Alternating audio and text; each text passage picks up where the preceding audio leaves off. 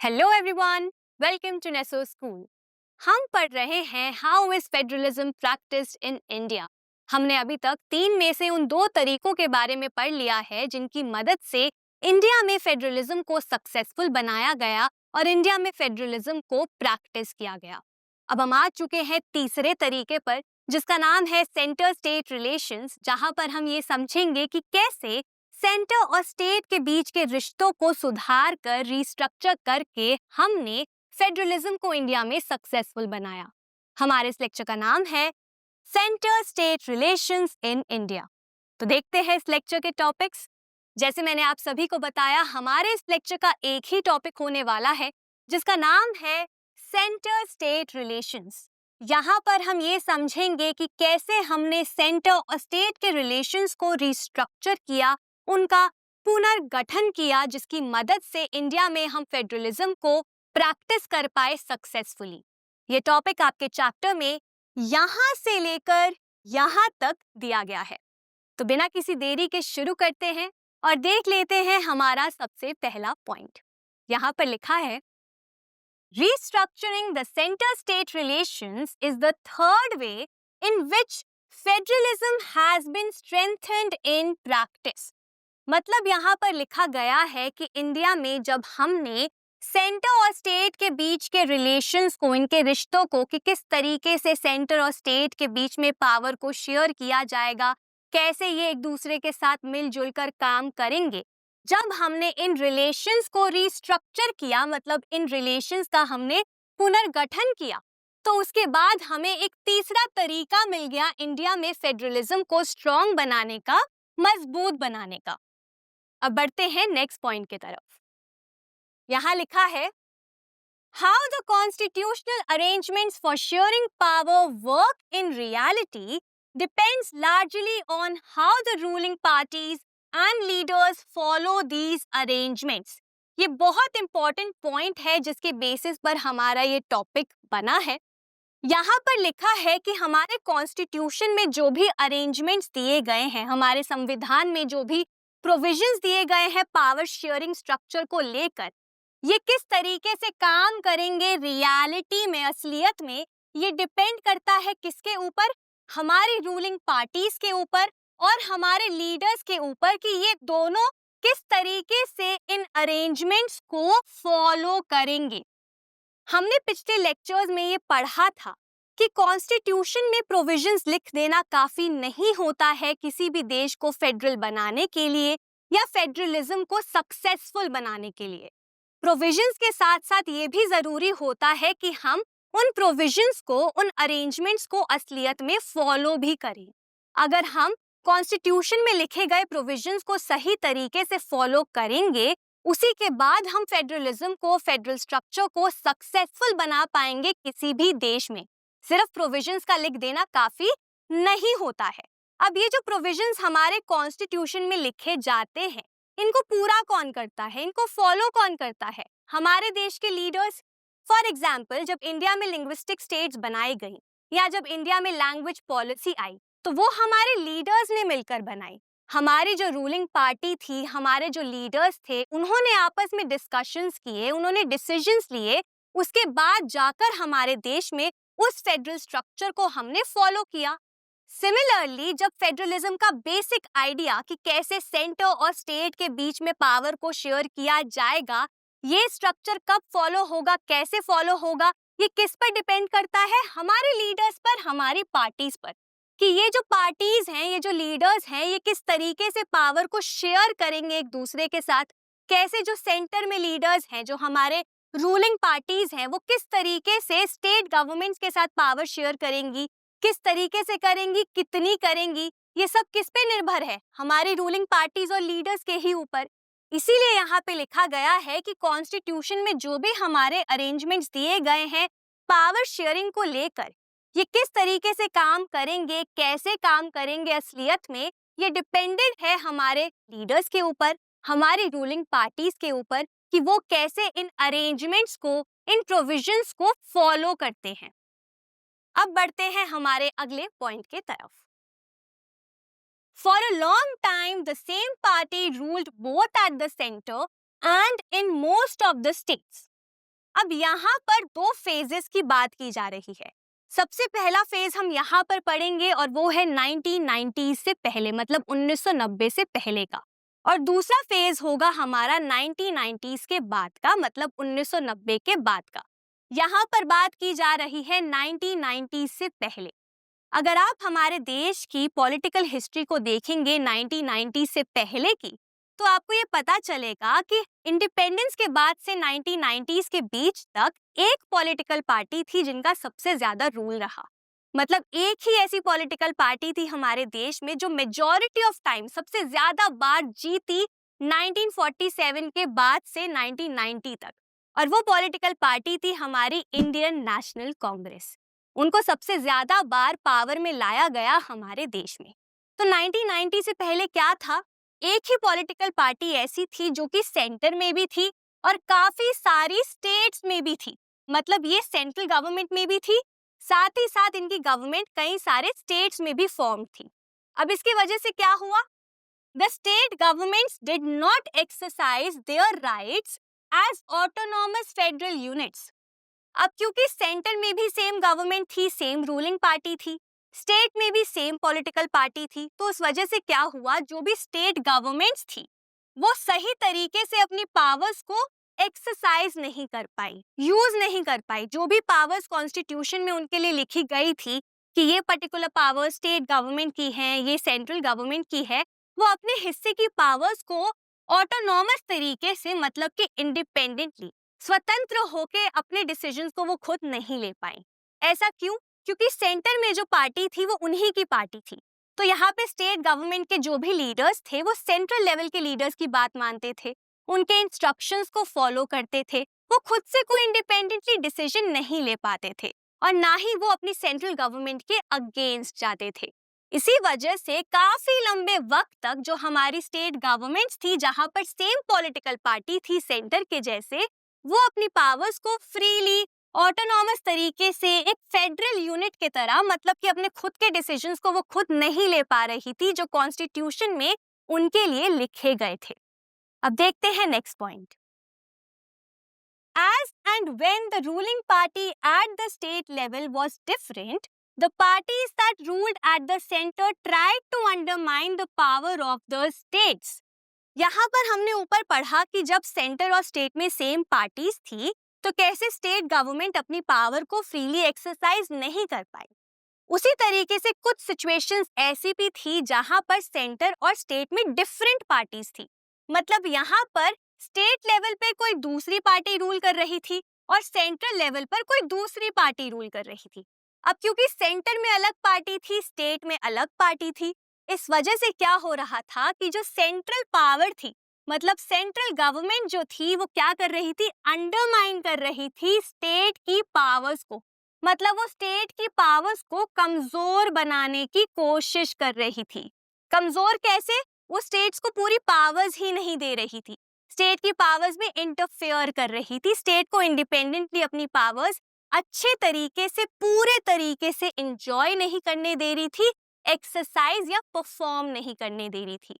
और ऐसा क्यों? क्योंकि सेंटर और स्टेट में यहाँ पर डिफरेंट पॉलिटिकल पार्टीज रूल कर रही थी। इसी का एक एग्जाम्पल आपके चैप्टर में एक कार्टून के थ्रू दिया गया है। चलिए इस कार्टून को समझ लेते हैं। यहाँ पर लिखा है the states plead for more powers, मतलब स्टेट जो है वो रिक्वेस्ट कर रही हैं, वो प्लीड कर रही है कि हमें और स्टेट की पावर्स दीजिए। और ये रिक्वेस्ट किससे कर रही है? सेंट्रल गवर्नमेंट से, उस पॉलिटिकल पार्टी से जो कि सेंट्रल लेवल पर रूल कर रही है। इस कार्टून में आप देख सकते हैं यहाँ पर हमारी सेंट्रल गवर्नमेंट के लीडर्स हैं, जिनमें से एक हमारी ex prime minister Indira Gandhi ji हैं और दूसरी तरफ हमारे कुछ चीफ मिनिस्टर्स हैं अलग अलग स्टेट्स के, जहां पे डिफरेंट पॉलिटिकल पार्टी रूल कर रही थी, जैसे कि केरला, मद्रास, उड़ीसा, बंगाल, बिहार, हरियाणा, उत्तर प्रदेश। तो यहाँ पे ये सभी चीफ मिनिस्टर्स हैं अलग अलग स्टेट्स के, जहां पे कांग्रेस नहीं थी। और यहाँ पे हमारी सेंट्रल गवर्नमेंट के लीडर्स हैं जिनके पास एक टब है, जिस टब के ऊपर लिखा है पावर्स ऑफ द स्टेट। और यहाँ पे ये चीफ मिनिस्टर्स क्या कर रहे हैं, स्टेट गवर्नमेंट क्या कर रही है, वो एक कटोरा लेके, एक बाउल लेके सेंटर के पास जा रही हैं और उन्हें कह रही है कि हमें और पावर्स दीजिए। क्योंकि क्या हो रहा था, सेंटर के पास ज्यादा पावर आ चुकी थी और क्योंकि सेंटर पे अलग गवर्नमेंट थी, स्टेट में अलग गवर्नमेंट थी, अलग पॉलिटिकल पार्टी थी, इसीलिए सेंटर डोमिनेट करने की कोशिश कर रही थी और स्टेट को उसके हिस्से की पावर्स नहीं दे रही थी, उनकी पावर्स को रोक रही थी। और ये फेडरलिज्म के खिलाफ है, क्योंकि फेडरलिज्म में कॉन्स्टिट्यूशन में लिखा जाता है, डिफाइन किया जाता है कि सेंटर की कितनी पावर्स होंगी और स्टेट की कितनी पावर्स होंगी। तो यहाँ पे स्टेट को मांगने की जरूरत नहीं है सेंटर से, क्योंकि स्टेट के पास खुद की पावर्स है जो उन्हें कॉन्स्टिट्यूशनली मिल रही हैं। लेकिन इंडिया में ऐसा नहीं हो रहा था, इंडिया में इसका उल्टा हो रहा था। अब देखते हैं हमारा next point. The central government often misused the constitution to dismiss the state governments that were controlled by rival parties. अब यहाँ पर क्या हो रहा था कि जो सेंटर है वो कमजोर बना रहा था स्टेट को, उसकी पावर्स को। क्यों? क्योंकि वो उसकी पावर स्टेट को दे ही नहीं रहा था। और दूसरी तरफ सेंटर एक और गलत काम कर रहा था, और वो क्या था? वो कॉन्स्टिट्यूशन को मिसयूज कर रहा था, मतलब कॉन्स्टिट्यूशन में दी गई अपनी पावर्स का मिसयूज कर रहा था, गलत फायदा उठा रहा था। और ये गलत फायदा कैसे उठा रहा था? यहाँ पे ये जो सेंट्रल गवर्नमेंट थी हमारी, ये डिसमिस कर रही थी स्टेट गवर्नमेंट्स को।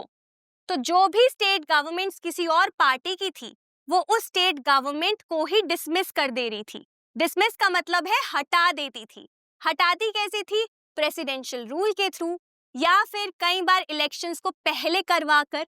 इन तरीकों से यहाँ पे सेंट्रल गवर्नमेंट क्या करती थी? अपनी पावर का मिसयूज कर रही थी और स्टेट गवर्नमेंट को डिसमिस कर रही थी, हटा रही थी। और इन्हीं सब वजहों के वजह से this undermined the spirit of federalism. जो फेडरलिज्म का एक स्पिरिट है, एक बेसिक आइडिया है, जो फेडरलिज्म की आत्मा है, वो क्या है? कि हम पावर को सेंटर और स्टेट के बीच में अच्छे से डिवाइड करेंगे, डिस्ट्रीब्यूट करेंगे। लेकिन यहाँ पे सेंटर क्या कर रही थी? अपनी पावर का मिसयूज कर रही थी। या तो स्टेट को पावर नहीं दे रही थी, फ्रीली एक्सरसाइज नहीं करने दे रही थी अपनी पावर्स, उनकी पावर्स को रोक रही थी, या फिर सीधा सीधा स्टेट गवर्नमेंट को डिसमिस कर रही थी गलत तरीके से। और इन सब वजहों के वजह से इंडिया का जो फेडरल स्ट्रक्चर था, इंडिया में जो फेडरलिज्म था, वो काफी ज्यादा कमजोर पड़ चुका था। इसीलिए 1990 से पहले इंडिया में फेडरलिज्म सही तरीके से प्रैक्टिस नहीं हो रहा था, क्योंकि यहाँ पे सेंटर डोमिनेट करने की कोशिश कर रही थी, ज्यादा पावर एक्सरसाइज करने की कोशिश कर रही थी। लेकिन ये सब बदल जाता है 1990s के बाद। देखते हैं कैसे। यहाँ लिखा है, This changed significantly after 1990 with the rise of regional political parties in many states of the country. ये सब काफी ज्यादा बदल जाता है, significantly मतलब काफी ज्यादा बदल जाता है 1990 के बाद। क्यों बदल जाता है? क्योंकि 1990 के बाद रीजनल पॉलिटिकल पार्टीज मतलब क्षेत्रीय दल जो हैं वो राइज होने लग जाते हैं, बढ़ने लग जाते हैं। मतलब अब धीरे धीरे हमारे देश में कई सारी रीजनल पार्टीज आने लग जाती हैं। रीजनल पार्टीज जैसे कि तमिलनाडु से डीएमके, वेस्ट बंगाल से टीएमसी, या फिर आज के टाइम पे अगर हम उत्तर प्रदेश की बात करें तो एसपी, बीएसपी, ये सभी पार्टीज रीजनल पार्टीज थी, जो कि रीजन से आती हैं, स्टेट के अंदर से आती हैं। तो अब क्या हो रहा था? 1990 के बाद ये रीजनल पार्टीज धीरे धीरे आने लग गई, इनको ज्यादा सपोर्ट मिलने लग गया। अब पहले क्या हो रहा था? लोगों के पास कम ऑप्शन थे, एक या दो ही मेजर पॉलिटिकल पार्टीज थी जिनके बीच से उनको चूज करना होता था कि हमें कौन रूल करेगा। लेकिन अब क्योंकि रीजनल पार्टीज आ गई थी तो लोगों के पास और ज्यादा ऑप्शंस आ चुके थे। अब वो किसी भी पार्टी को चूज कर सकते थे। तो यहाँ पर क्या हो गया? जो सारे के सारे वोट्स किसी एक ही पार्टी को मिल रहे थे, अब वो वोट्स बंटने लग गए डिफरेंट पार्टीज के बीच में। और ये पार्टीज कौन सी थी? Regional parties. और इसी वजह से आ जाता है एरा कोएलिशन गवर्नमेंट का। तो इसी के साथ देखते हैं next point. It was also the beginning of the era of coalition governments at the centre. जैसे ही रीजनल पॉलिटिकल पार्टीज का राइज हो जाता है हमारे देश में, कोएलिशन गवर्नमेंट का एरा, कोएलिशन गवर्नमेंट मतलब गठबंधन सरकार का युग जो है सेंट्रल लेवल पर वो शुरू हो जाता है। मतलब सेंट्रल लेवल पर हमारी गठबंधन सरकार बननी शुरू हो जाती है। अब ऐसा क्यों होता है, इससे पहले हम ये समझें, एक बार फटाफट कोएलिशन गवर्नमेंट की डेफिनेशन देख लेते हैं, जो आप सभी के चैप्टर में ग्लॉसरी में यहाँ पर दी गई है। इधर लिखा है, coalition government is a government formed by the coming together of at least two political parties.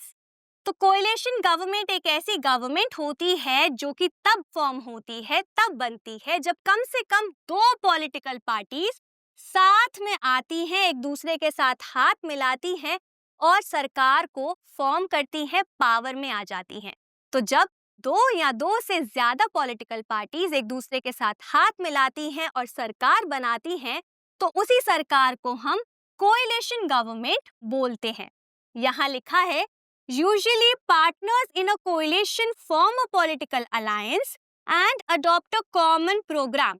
आम तौर पर जो कोएलिशन के पार्टनर्स होते हैं, मतलब जिन पार्टीज ने कोएलिशन गवर्नमेंट को फॉर्म किया होता है, वो सेम पॉलिटिकल पार्टीज एक पॉलिटिकल अलायंस को फॉर्म कर लेती हैं और एक कॉमन प्रोग्राम को अडॉप्ट कर लेती हैं, अपना लेती हैं। अब यहाँ पर आप सभी का पॉलिटिकल अलायंस और कोएलिशन गवर्नमेंट के बीच का डिफरेंस समझना जरूरी है। कोएलिशन गवर्नमेंट तब फॉर्म होती है जब चुनाव हो जाते हैं और चुनाव होने के बाद कोई एक पॉलिटिकल पार्टी भी ऐसी नहीं होती है जिनके पास मेजॉरिटी में वोट्स हो, जो कि अकेले जीत रही हो। तो ऐसी सिचुएशन में वो किसी और पार्टी के साथ हाथ मिलाती है और सरकार को फॉर्म कर लेती है। वहीं पे पॉलिटिकल अलायंस एक ऐसा अलायंस होता है जो चुनावों से पहले बनता है। यहाँ पर पहले से ही कुछ पॉलिटिकल पार्टीज एक दूसरे के साथ मिल जाती हैं, एक दूसरे के साथ हाथ मिलाती हैं क्योंकि उनके कुछ कॉमन इंटरेस्ट या गोल्स होते हैं और वो साथ मिलकर एक किसी कॉमन प्रोग्राम को अडॉप्ट करती हैं, अपनाती हैं और मिलकर एक ग्रुप के तरह ही चुनाव को लड़ती हैं और फिर पावर में आती हैं। तो कोएलिशन में क्या हो रहा है, चुनावों के बाद पार्टीज हाथ मिला रही हैं और गवर्नमेंट को फॉर्म कर रही हैं, सरकार बना रही हैं। वहीं अलायंस में क्या हो रहा है कि चुनावों से पहले ही कुछ पार्टी साथ में मिल रही हैं और फिर साथ में मिलकर चुनावों को वो लड़ रही हैं और इसी को कहते हैं पॉलिटिकल अलायंस। तो यहाँ पे मैं उम्मीद करती हूँ आप सभी को कोएलिशन गवर्नमेंट और पॉलिटिकल अलायंस का मतलब समझ में आ गया होगा। अब जरा वापस चलते हैं उसी पॉइंट में और समझ लेते हैं कि क्यों रीजनल पार्टीज के आने के बाद कोएलिशन गवर्नमेंट का एरा जो था वो शुरू हो गया। अब यहाँ पर क्या हुआ, जब डिफरेंट रीजनल पार्टीज आ गई, लोगों के पास ऑप्शंस बढ़ गए, तो वोट जो थे वो बंटने लग गए, जिसकी वजह से जो पार्टी पहले अकेले खुद से ही जीत रही थी मेजॉरिटी के साथ, उन पार्टीज के पास मेजॉरिटी वोट्स नहीं आ रहे थे क्योंकि उनके वोट सब क्या हो चुके थे, बट चुके थे रीजनल पार्टीज के साथ। तो अब इन नेशनल पार्टीज ने क्या किया, इन्होंने रीजनल पार्टीज के साथ हाथ मिलाना शुरू कर दिया। इन्होंने एक दूसरे के साथ हाथ मिलाया और सेंट्रल लेवल पर गवर्नमेंट को फॉर्म करना शुरू कर दिया, मतलब गठबंधन सरकार को फॉर्म करना शुरू कर दिया और यहीं से कोएलिशन गवर्नमेंट का जो ट्रेंड था वो शुरू हो गया। यहाँ लिखा है, it led to a new culture of power sharing and respect for the autonomy of state governments. जैसे ही कोएलिशन गवर्नमेंट का ट्रेंड शुरू होता है, इसी के साथ साथ एक नया कल्चर आ जाता है पावर शेयरिंग का। अब पॉलिटिकल पार्टीज आपस में ही एक दूसरे के साथ पावर को शेयर करने लग जाती हैं, सरकार बनाकर, जिसकी वजह से हमें दिखाई देता है कि कैसे इंडिया में एक नया ही रूप आ जाता है पावर शेयरिंग का। और इसी के साथ साथ जो स्टेट गवर्नमेंट्स की ऑटोनॉमी थी, उनकी जो इंडिपेंडेंस थी, उनकी जो डिसीजन मेकिंग पावर थी, उसकी भी रिस्पेक्ट बढ़ गई। अब मतलब स्टेट गवर्नमेंट्स के हिस्से की पावर उनको मिलने लग गई, उनकी डिमांड्स भी अब पूरी होने लग गई। लेकिन ऐसा क्यों हुआ? ऐसा इसीलिए हुआ क्योंकि अब कोएलिशन गवर्नमेंट आ चुकी थी। अब सेंटर पर भी सरकार बनाने के लिए नेशनल पार्टीज को रीजनल पार्टीज के ऊपर डिपेंडेंट होना पड़ रहा था, निर्भर होना पड़ रहा था। इसीलिए अब उन्हें उनकी भी बात माननी पड़ रही थी। स्टेट लेवल पे जो भी पॉलिटिकल पार्टीज थी जिन्होंने अपनी स्टेट गवर्नमेंट बना रखी थी, अब उनको मतलब नेशनल पॉलिटिकल पार्टीज को, सेंटर को उनकी बात को मानना पड़ रहा था, उनकी डिमांड्स को भी पूरा करना पड़ रहा था। पहले क्या हो रहा था, सेंटर और स्टेट में सेम पार्टी थी, या फिर सेंट्रल लेवल पे जो पार्टी थी वो डोमिनेंट थी, वो अकेले जीत रही थी, तो इसीलिए वो स्टेट गवर्नमेंट को इग्नोर कर देती थी, उनकी डिमांड्स को पूरा नहीं करती थी, उन्हें पावर्स नहीं देती थी। लेकिन अब सेंट्रल लेवल पर उस नेशनल पार्टी को अपनी सरकार बनाने के लिए ही उन्हीं स्टेट पार्टीज की, उन्हीं रीजनल पार्टीज की जरूरत पड़ रही थी। इसी वजह से, इसी कोएलिशन गवर्नमेंट के वजह से अब स्टेट गवर्नमेंट्स को भी उनके हिस्से की पावर्स मिलने लग गई, उनकी ऑटोनॉमी वापस मिलने लग गई, और इंडिया में सेंटर और स्टेट के बीच के रिलेशंस का जो बैलेंस था वो अब ठीक होने लग गया। क्यों? क्योंकि अगर सेंटर स्टेट की बात नहीं मानती, किसी एक रीजनल पॉलिटिकल पार्टी की बात नहीं मानती, तो वो रीजनल पॉलिटिकल पार्टी क्या करती? वो स्टेप बैक कर लेती, मतलब वो कोएलिशन गवर्नमेंट में से पीछे हट जाती, जिसके वजह से पूरी की पूरी सरकार जो थी वो गिर जाती। इसी वजह से कोई भी नेशनल पार्टी ये रिस्क नहीं लेती थी कि वो रीजनल पार्टी को डिससैटिस्फाई करे, किसी भी प्रकार से निराश करे। इसी का एक एग्जाम्पल आपके चैप्टर में इस कार्टून के थ्रू भी दिया गया है। यहाँ पे लिखा है perils of running a coalition government, मतलब क्या नुकसान होते हैं, कितना खतरा होता है एक कोएलिशन गवर्नमेंट को चलाने का, वो यहाँ पर डिपिक्ट किया गया है। इस कार्टून में आप देख सकते हैं हमारे एक लीडर हैं बीजेपी के, जिनका नाम था अटल बिहारी वाजपेयी। ये एक चेयर पे बैठे हैं जो कि डिफरेंट टाइम बॉम्ब से बनी है, और ये जो टाइम बॉम्ब्स हैं ये डिपिक्ट कर रहे हैं डिफरेंट रीजनल पॉलिटिकल पार्टीज को, जैसे कि टीएमसी, बीजेडी या फिर टीडीपी। तो इन सभी रीजनल पार्टीज के साथ हाथ मिलाकर 1990s के दौरान एक कोएलिशन गवर्नमेंट बनाई गई थी। लेकिन इनमें से एक रीजनल पॉलिटिकल पार्टी ने अपना हाथ पीछे कर लिया था, जिसके वजह से ये पूरी कोएलिशन गवर्नमेंट जो बनी थी वो टूट गई थी, वो सरकार गिर गई थी। और यही होता है एक रिस्क, यही होता है खतरा कोएलिशन गवर्नमेंट बनाने का, रन करने का।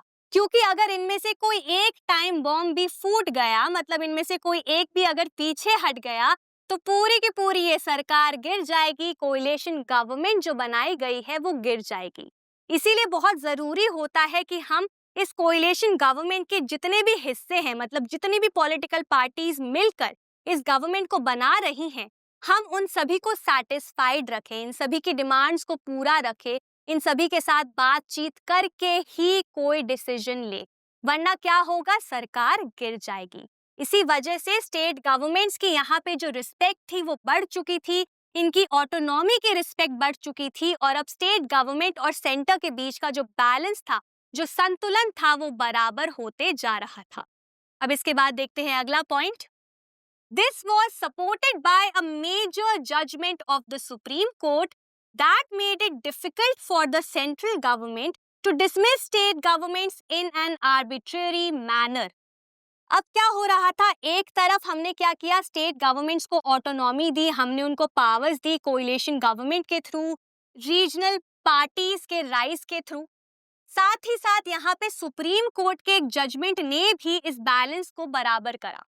और ये जजमेंट क्या था? ये जजमेंट ऐसा जजमेंट था जिसने अब सेंट्रल गवर्नमेंट के लिए मुश्किल कर दिया था डिसमिस करना, हटा देना किसी भी स्टेट गवर्नमेंट को एक आर्बिट्ररी मैनर से, मतलब कि अपने मन मुताबिक।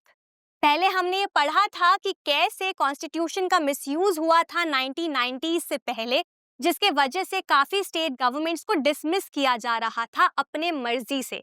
लेकिन अब सुप्रीम कोर्ट ने एक ऐसा जजमेंट दिया जिसके बाद क्या हुआ, सेंट्रल गवर्नमेंट के लिए ये डिफिकल्ट हो गया, मुश्किल हो गया कि वो स्टेट गवर्नमेंट को डिसमिस कर दे, हटा दे अपने मन मुताबिक। कॉन्स्टिट्यूशन को अब और ज्यादा स्ट्रिक्ट किया गया।